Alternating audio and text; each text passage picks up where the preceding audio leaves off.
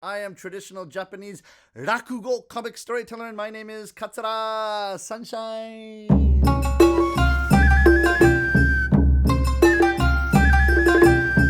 So, for those of you who have been to Japan, you may have seen Rakugo, but you may not have because I was in Japan for 5 years before I first saw this art form. So by way of explanation, Rakugo is a 400-year tradition of Japanese storytelling. The stories have been passed down from master to apprentice, master to apprentice, master to apprentice, up until the present day. And just by way of explanation, we usually start with a little bit of a monologue and then go into a story. And you'll know I got into the story proper because I turn my head to the left, I play one character, turn my head to the right, I play another character, and every story ends in a punchline.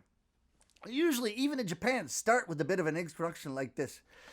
When we perform Rakugo, we use only two props, only two objects. In Japanese, we call this sensu. In English, we call this a fan. In Japanese, we call this a tanugui. In English, we call this a hand towel. So far, so good. When we perform Rakugo, we wear particular clothing, special garments. In Japanese, we call this a kimono. In English, we call this a kimono. When we perform Rakugo, we kneel on a cushion for long periods of time in this very particular way. In Japanese, we call this seiza. In English, we call this punishment. Then if you have that much an explanation, then you're ready to go. Now, I said this is an introduction followed by a story, and it ends in a punchline. It's like a long extended joke, but it's really important that you get used to noticing the punchline. So I'd like to do a very short practice story with you so that you can get your Rakugo thinking caps on, so you can get used to noticing the punchline. This story is only 20 seconds long, possibly the shortest Rakugo story on record. So you know when the punchline is coming. So you can set your watches. You know when you're supposed to laugh. Two ladies gossiping in the neighborhood in old Edo, Japan. Did you hear? Mrs. Tanaka down the street fell down on her face, and her face became completely disfigured. Oh, really? That's too bad. Yes, but the doctor is amazing. He managed to put her face right back to the way it was before. Oh, really? That's too bad. Now, I don't want to give you the impression that Rakugo only makes fun of the women. It also makes fun of the gentlemen. This is a story of Mr. Suzuki and Mr. Takahashi, two elderly Japanese gentlemen in the hospital waiting room. Now, I'm told this still exists and has existed for a long time in Japan, that elderly people often like to go to the hospital, not necessarily because they are sick in particular, but because they like to meet their friends and socialize in the hospital waiting room. Oh, hello, Mr. Suzuki. Hello. Mr. Takahashi, long time no see. Yes, I'm very sorry I could not come last week. Why could you not come last week? We meet here every week, as you know, to socialize in the hospital waiting room. Yes, I could not come last week. I was sick. You were sick? Oh, you were too sick to come here to the hospital.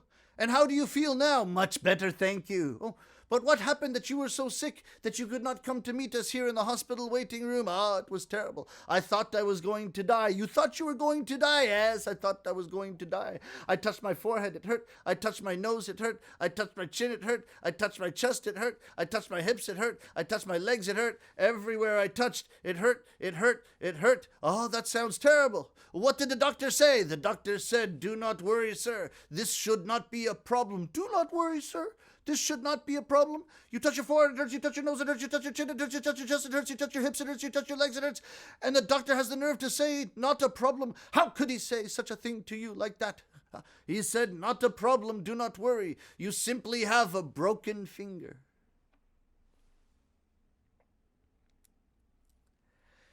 You know, when I first went to Japan, you might have experienced this too. One of the things I found so intriguing, so interesting, so different from the West, from Canada where I was born, from the United States, is the people, did you notice this? Handing out tissue packets in front of the train stations. I have to tell you, I've been in Japan now. I've lived in Japan now for 21 years, so my Japanese is getting better and better, but I still have a long way to go. And I've been a professional Rakugo storyteller for now 12 years. I still have a long way to go. But one thing, I'm starting to lose confidence in my English. And because Japanese people say things to me to make me lose confidence into it, they do not mean any harm, but sometimes I get told things that make me lose confidence in my English. I go back to the people handing out tissues in front of the train stations. At first I thought these were free tissues from the tissue company. But then I realized I was mistaken. A Japanese friend explained to me, no. This is advertising. I realized later this is genius in Japanese advertising. You see, if I give you a leaflet or a pamphlet or some piece of paper as an advertisement, you just throw it out. But if I give you a little tissue packet with the advertisement inside, a little advertising card, you'll say, oh, I could use this, and put it in your pocket. And then you look at the advertisement again and again when you go to use the tissues. And there's a special word that is used with the handing of the tissues. Each time, and I'll teach it to you today, it's ikaga desu ka, which is, why don't you try my something something. So if I'm advertising the sushi shop, it'd be sushi a ikaga desu ka, hand you the tissues. If it's the yakitori shop, it'd be yakitori a ikaga desu ka, and hand you the tissues. They're advertising all kinds of things with these tissues. Glasses, megane ikaga desu ka. Contact lenses, kontakuto lenzu ikaga desu ka. And a few weeks ago, in front of Shinjuku Station, which is one of the busiest stations in Japan, indeed one of the busiest stations in the world, a young lady doing her part-time job, handing out tissues in front of the station, looked me in the eyes and said, English Conversation School, ikaga desu ka? I thought, why? So it makes me lose confidence in my English. Also, I perform Rakugo storytelling in Japanese in Japan and in English and sometimes in French when I'm outside of Japan. But sometimes I get asked to perform in English, even in Japan, particularly at schools and universities. And I would like to perform for you a little bit of a very famous story that I was performing 2 years ago for the university students in Hokkaido, you know, the northernmost island of Japan, in Sapporo, at the university there, for about 30 Japanese students. It goes like this. Once upon a time, there was a little boy with a very long name.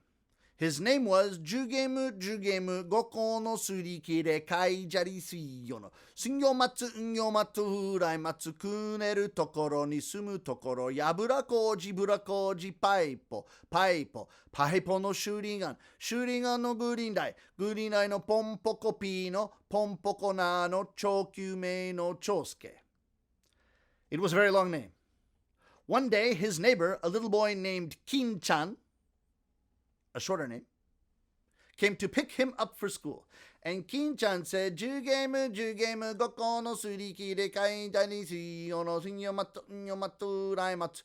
Kuneru tokoro ni sumu tokoro yaburakoji burakoji paipo paipo no shurigan no gurindai no pompoko pi no pompoko na no chokyume no chosuke kun. Let's go to school. And Jugemu's mother came out and she said, Arama Kin-chan, you're so kind, so nice of you to come. But our Jugemu goko no suriki de kainjari sinyo no sinyomatsu hurai matsu kuneru tokoro ni sumu tokoro yaburakoji burakoji paipo no shurigan no gurindai no pompoko pi no pompoko na no chokyume no chosuke is still sleeping. Wait here, I'll wake him up. Hey, Jugemu goko no suriki de kainjari sinyo no sinyomatsu hurai matsu kuneru tokoro ni sumu tokoro yaburakoji burakoji paipo no shurigan no gurindai no pompoko pi no pompoko na no chokyume no chosuke. Wake up. Kin-chan is here to pick you up. I'm sorry, Kin-chan. Jugemu goko no suriki de kainjari sinyo no sinyomatsu hurai matsu kuneru tokoro ni sumu tokoro yaburakoji burakoji paipo no shurigan no gurindai no pompoko pi. King kong kang kong. Man, his name was so long. School for today is already finished.